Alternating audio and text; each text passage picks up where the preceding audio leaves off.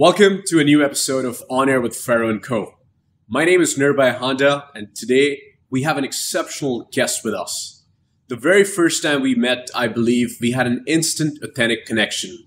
We connected on various common grounds such as our belief system, vision, drive, and even things including fitness. So without further ado, I would like to welcome His Excellency Alfonso Valencia, the ambassador of the beautiful country of El Salvador in Singapore. Alfonso has served diplomatic missions in Israel, the UK, and Russia. And now Alfonso is based in Singapore. Alfonso's story is nothing short of powerful, and I'm very pleased to have him here with us today. So Alfonso, how are you? Well, thank you. What a beautiful introduction, man. I feel so proud about that. Yeah, I started to work very early at the Ministry of Foreign Affairs. I'm the ambassador here now in Singapore. So yeah, it was a pleasure to meet you. And you know, sometimes when you meet someone and you start to talk and you start to talk more and more and you see that you have some connection, it feels so good. So, you know, that's what I felt when I was talking to you. And, you know, it's very good to see also young leaders in the private sector.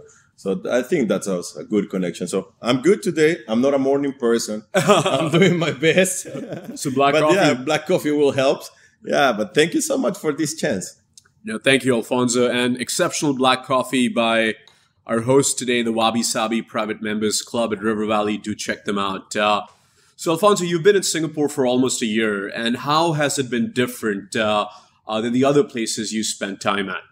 Actually, yeah, I came here on the 1st of December. So, yeah, it's almost a year. Singapore is a very welcome country. Yeah. I think they have a very good experience with expat and also with diplomats. So, you know, it's treating me so good. I came here to open the embassy. This is the first embassy that we have in Southeast Asia. Wow. So it was a big challenge for me when they told me, like, okay, you are going to open the embassy. But I did the same 11 years ago in Russia. I was part of the delegation that opened the embassy in Moscow. So I say like, okay, I did it there, so I can do it here. So I came here and it was very easy, very convenient.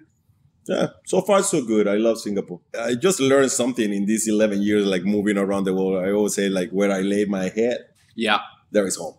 You know, so you can create your home everywhere. You know, that's my philosophy. And this is the first time that I'm that far away from my place. You know, we always joke in Spanish like we cross the ocean, but here we cross the ocean and we cross another continent.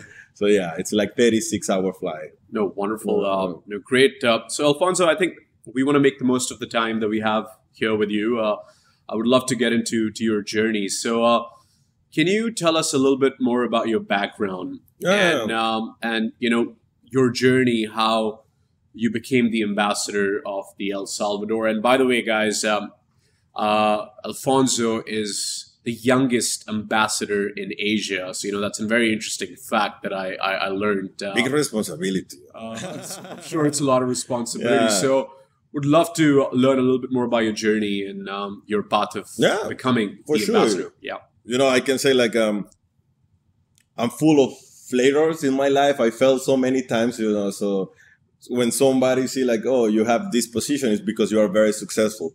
And say, no, it's because I fell so many times, you know. It's like Edison, the one that created the light bulb.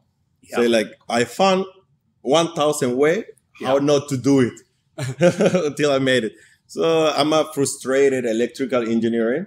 I was studying electrical engineering in my country. I had 3.5 years and my plan was to finish.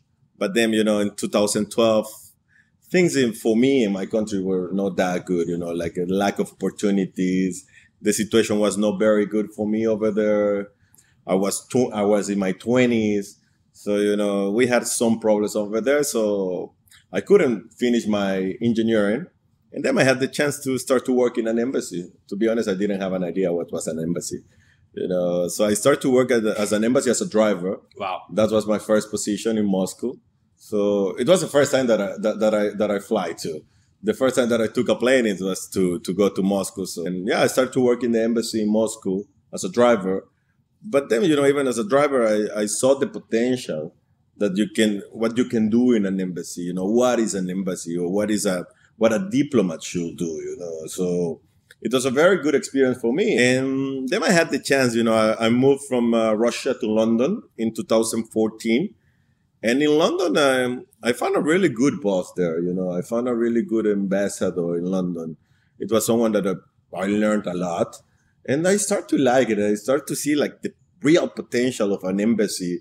Like it's an office that can be the bridge between a country that is very far away in the country that you are serving. And you can create opportunities. So after that, I decided, okay, maybe one day I will be a diplomat. Because, I was the driver in London too. So I need to learn how to drive in the other side. Because usually we drive in the left side. So I remember that we didn't have a car in the embassy. So I was like, okay, I'm happy. So I don't have to drive. Wow. They said, yeah, but you need to clean the embassy. Okay, good. I don't have a problem with that. And then I have the chance to move to Tel Aviv.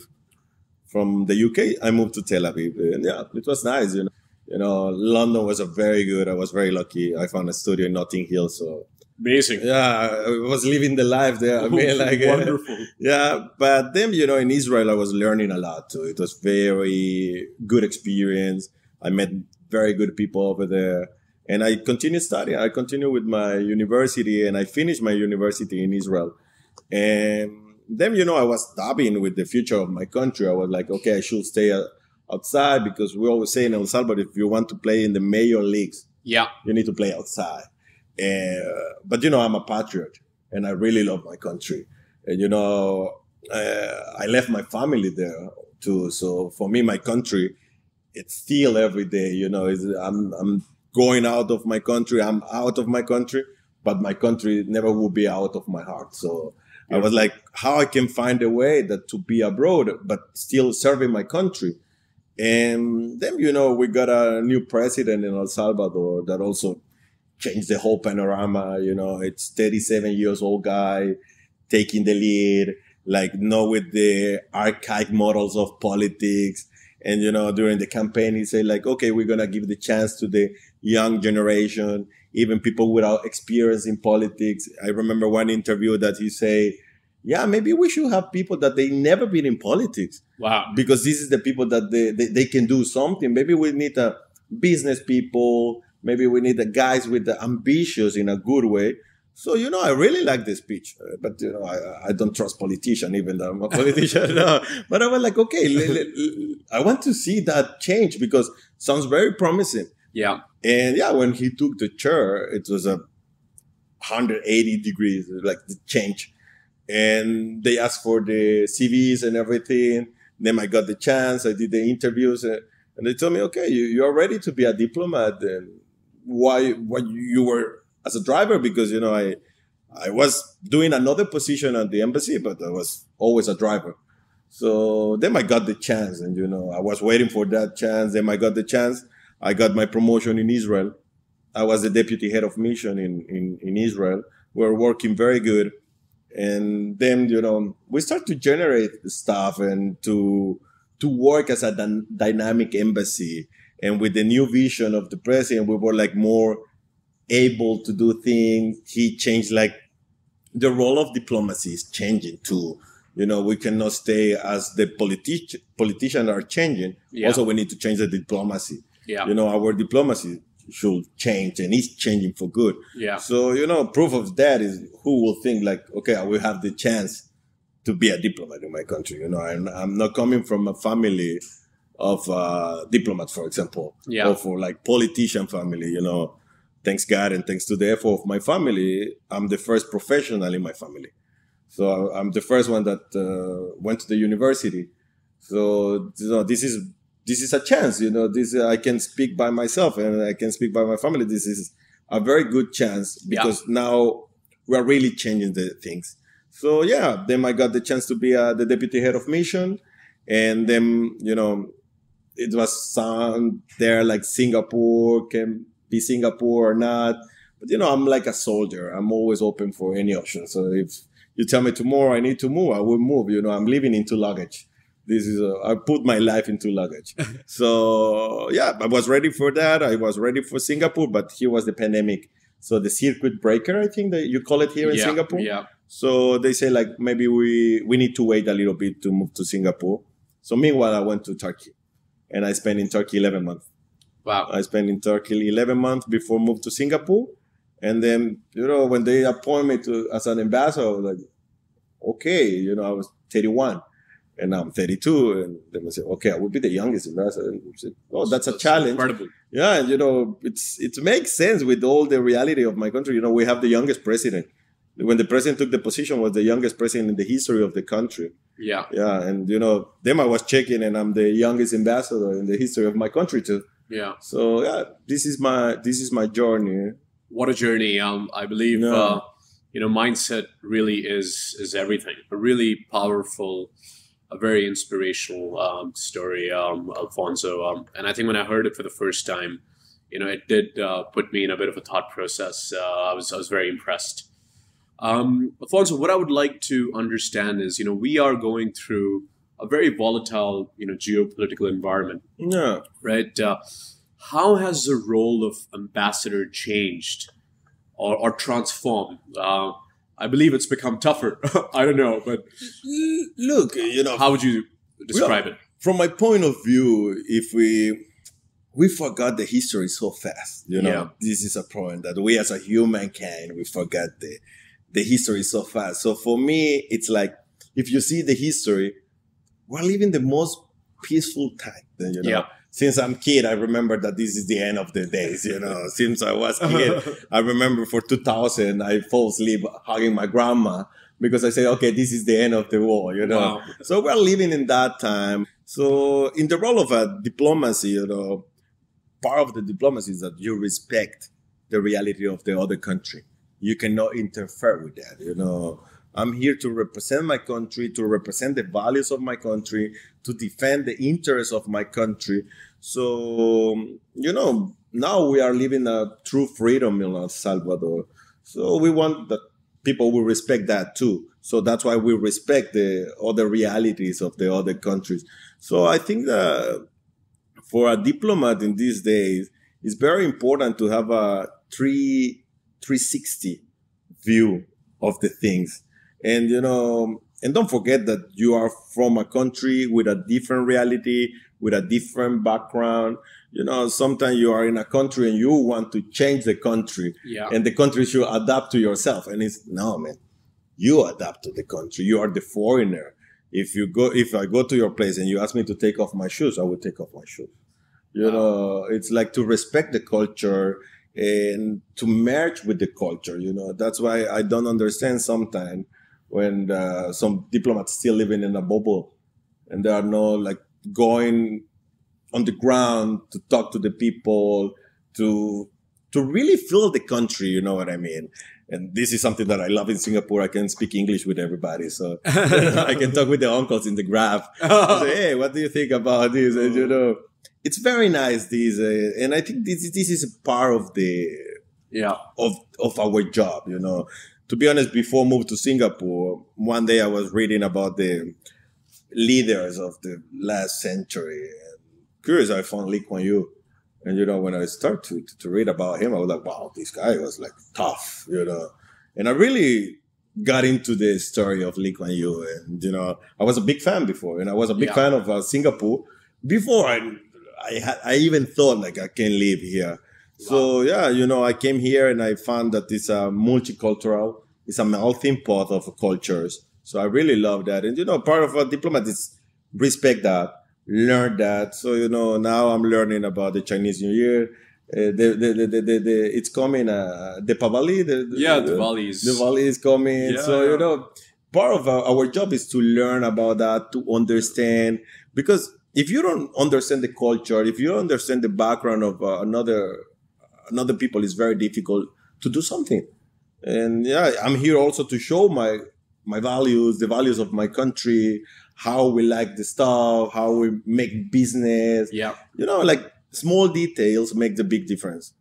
No, really, really wise words. I think, perception really is everything. Right, Oh. so you can make the best out of a situation, depending how you perceive it. Yeah. Right, so incredible. Now, I've been a firm believer that blockchain is really the next biggest macro frontier.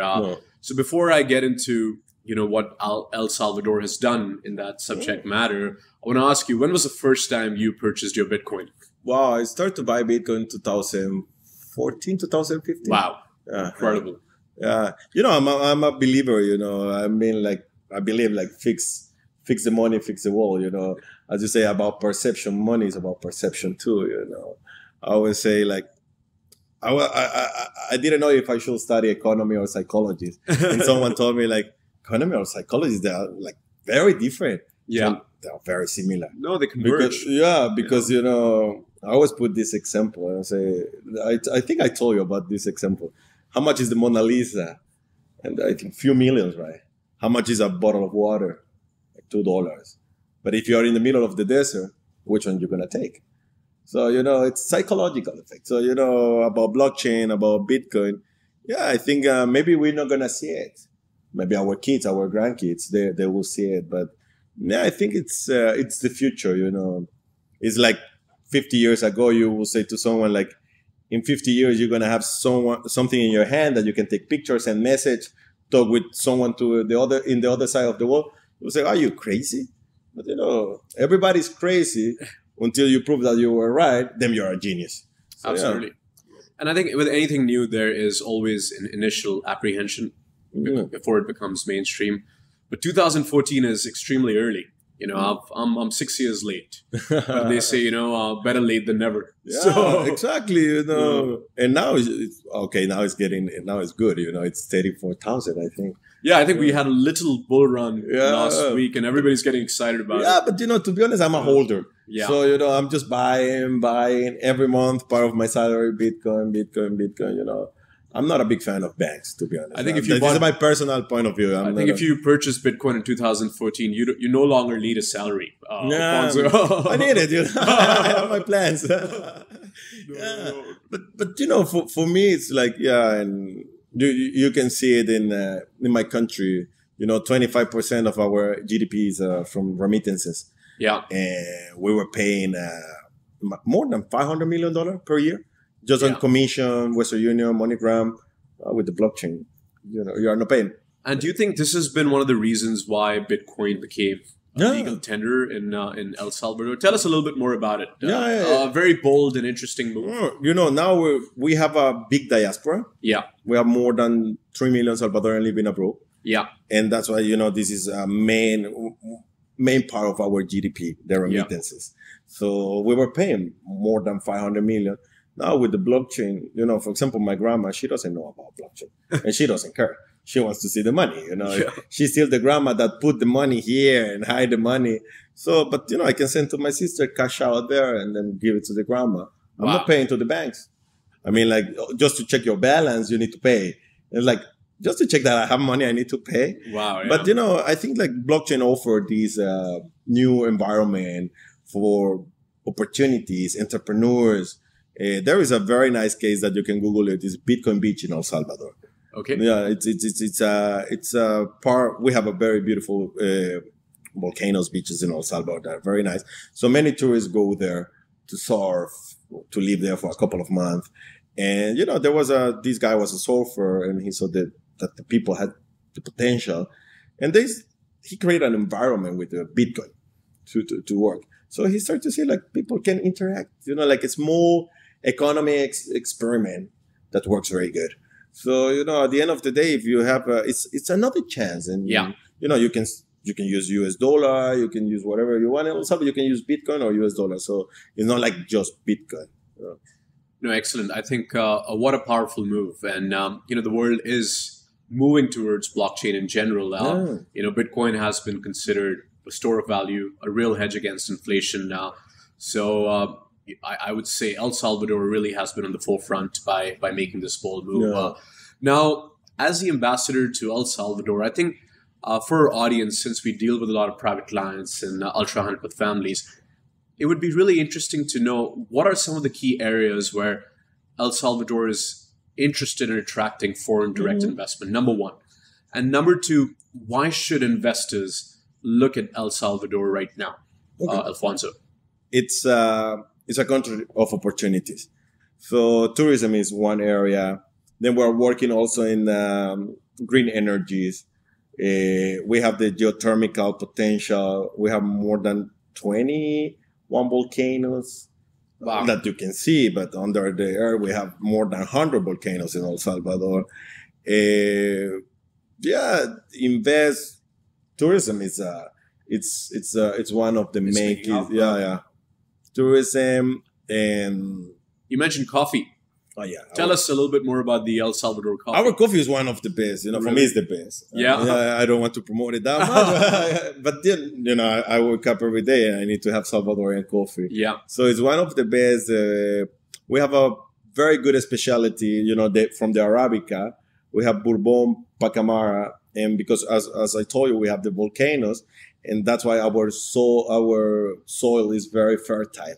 So the coffee is very rich. Yeah. But, you know, the problem is we didn't take care of our agriculture before. Yeah. Now we have a master plan to take care of our agriculture. Yeah. So now we created the Salvadorian Coffee Association to teach the people how to sell the coffee. So we have a very good coffee, and I think it's one of the most expensive around the world too. It's different. So coffee is one of the agriculture in general. Yeah. Because we have a very fertile soil in El Salvador. Agriculture, tourism. What would be the biggest tourism spot in El Salvador? Let's say if somebody's traveling there for the first time, what would be the 2-3 places you'd recommend? Wow, it depends what you like. You know, let's say if you love beaches. Well, we have the surf city. Yeah. So the idea is like, you know, before we didn't, as I told you, we didn't know what we had in El Salvador. So we were like a little bit blind. So for example, surf. I don't know if you watch Fast and Furious. Yeah. You know Paul Walker? Yeah, of course. Absolutely. Unfortunately, he passed away. Paul Walker used to go to El Salvador to surf. Really? Yeah. He was a big fan of El Salvador. You know, when he passed away, I opened my Facebook and I started to see many pictures with Salvadorian friends with Paul Walker. And it's called El Tunco. Tunco means pig. And in Spanish, there is a few rocks that people say that they look like a pig. I don't know, you know. They have a very good imagination for that. So this is one of our tourist favorite beach to go to surf. So the idea, you know, the president had the idea to renovate this area, to create an infrastructure in this area. Because 15 years ago, if you would like to go there, it was, you know, you need to have a 4x4 car to get in. The infrastructure was not ready. Yeah. So now we are developing that area with the idea that it will be easy for the people to go there, for the tourists to surf in El Salvador. We are hosting a world championship for surfing in El Salvador. Incredible. Yeah. So the idea is to develop that area, to create the infrastructure, because for us, the beach side, it was like, okay, I'm going there just for lunch or something like that. So we want to create that, you know, like in Bali, for example. Yeah. Like people can live around there and they can have their own ecosystem around there. So that's why we created the city. It's surf city. So, amazing. Yeah, I'm sure that's going to be very attractive for a lot of hospitality entrepreneurs. Yeah, and it's easy to move in the country. So that's why I say if you like that, you know, the beautiful thing in the country is you can have a business meeting. For example, I will put you a normal day for business day in El Salvador. Okay, we can have a breakfast in the hotel. Business meeting around 10, go to the beach to have a lunch around 12:01, then go around the beach. If you want to have a dinner, we can go to the volcano to have a dinner. So it's very easy to move. You know, it's the country of the short distance, not like Singapore. Yeah. Because, you know, we are the smallest in the region. Yeah. But we're still 33 times bigger than Singapore. So yeah, tourism is one of the main areas now. Oh, incredible. And Alfonso, you know, sort of great insights into the beautiful nation of El Salvador and your personal journey. You know, to really understand my audience at a deeper level, I usually ask them this question. What advice would you give to your younger self? I know you're very young right now, but let's say, you know, what would you tell a 21-year-old Alfonso? Wow, what I would say to myself? Wow, that's a tough question. You know, I would say like, don't stop dreaming. You know, I would say, I don't know, I'm not that religious. I believe in God for sure. But, you know, after to live in so many countries, I understand that the best religion is to be a good person. So I would say, like, follow your dreams. It sounds very cliche, but, just that, stick to the plan, have discipline. If I should talk to myself, I would start to have discipline before, because you start to realize when you have a discipline, your dreams are more like closer, discipline, and nothing is for free. Don't think like there's no free lunch. Yeah, there is no free lunch, man. Yeah. Don't sit and wait. If you want something, go and fight for it. It's not gonna come. It's not gonna come. You will move there. So yeah, and advice for the future generation is like, be hungry. Be hungry in a good way, because sometimes they teach us like, we confuse to be humble with to be like just stay there. You can be hungry, and you can be like ambitious in a good way and still humble. Yeah. For me, humble is like you have the power to help the people, to put down yourself and help other. I would say, like, see where you are now. Yeah. Look up to check where you want to be, and look down to check to whom you can help. Amazing. And to be thanks that you've been there, and don't forget that you can be there again. Life is like a roller coaster. One day you can be up, another day you can be down. So that's why I say enjoy the way up, but be good with all that people when you are going up, because maybe it's the hand that we're going to have when you're coming down. So, for me, this is like, this is my philosophy, my philosophy is like, don't believe in the positions. Yeah. I don't have a problem to be a driver again. I'm ready for that. And I mean, like, now I have this chance, and I have this chance to be an ambassador, and I want to do my best. I want to do my best. I woke up every day and I'm like, I'm hungry. I will say, like, what I would do today, because this is the problem sometimes with the public sector. That if I move or not move, I will get my salary. But, I feel like, okay, I'm getting my salary. I need to do something to deserve my salary. What I'm doing for my country. So yeah, this is something like to be hungry, to be ambitious. Because, sometimes when we say like, oh, you are ambitious, it's a bad connotation. Yeah. Or when they say, oh, you are too perfectionist.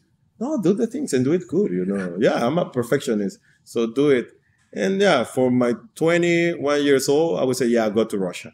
Because I was dubbing that. I was the man of the house. I left 3 women behind, my grandma, my mom, and my sister. Yeah. And I was like, nah, I don't want to leave the country. Glad you made that clear. Yeah. The 3 women. Yeah, exactly. Yeah. No. I'm still single, I promised to my mom that I would get married after 35. So now I have my baby, that the baby is the embassy. So, I need to take care of my baby now. So yeah, that's the journey, and that would be my. I'm not sure if I'm a good advisor. I always say like I'm full of mistake, and I'm full of fails in my life. So I can talk with the property of a failure guy, because I was trying too much. If you told me like this plan worked, yeah, it worked, but I have 99 that didn't work. So still pushing. I love that. I think.